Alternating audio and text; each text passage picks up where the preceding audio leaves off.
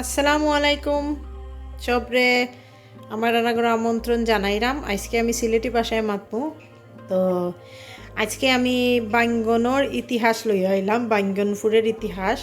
So ছোটো মোটো একটা গল্প বা কিচ্ছা যাও হইন তা তো আজকে আপনার লগে শেয়ার করবো। তো চলুকা আপনার লগে শেয়ার করি আমি কিচ্ছাটা।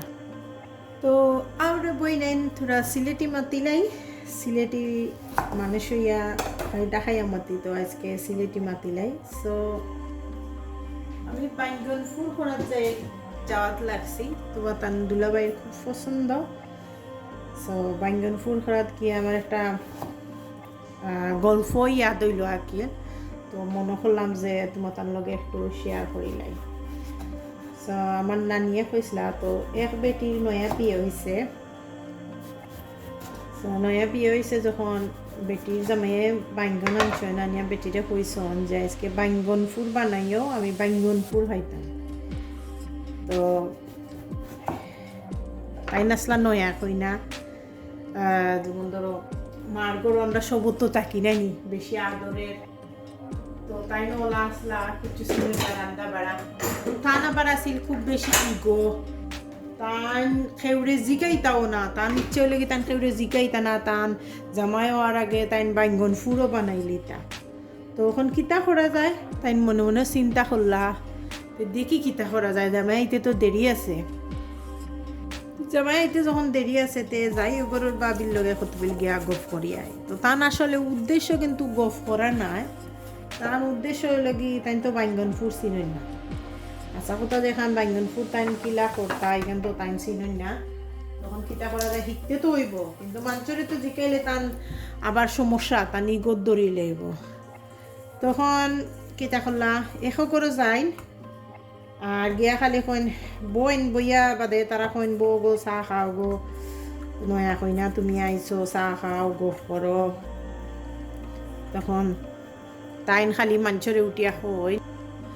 তো তাই তো আর তান তো শুল এখন জামিয়ে কইয়া গেছুন, তাই নখন অখলে তান দেখুন বো আইসো যখন বো কতবিল আমরা গফ করি তোমার লগে, তুমি নয়া হই না তোমার লগে কতবিল গফ উফ করি।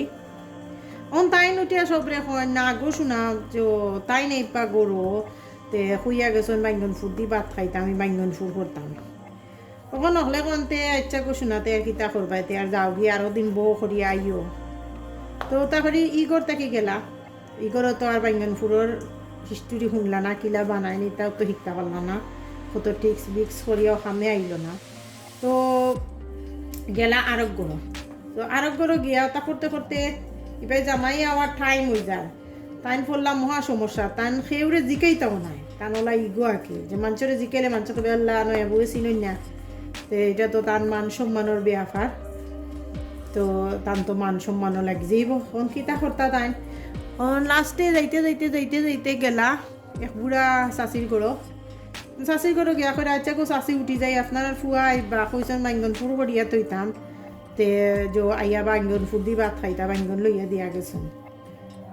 তখন বুড়া মানুষ তো আগর মানুষ তারা উঠেছেন দূর হেঁটি করে হেঁটি বাইঙ্গনপুর করতে তার কত সময় লাগে গো।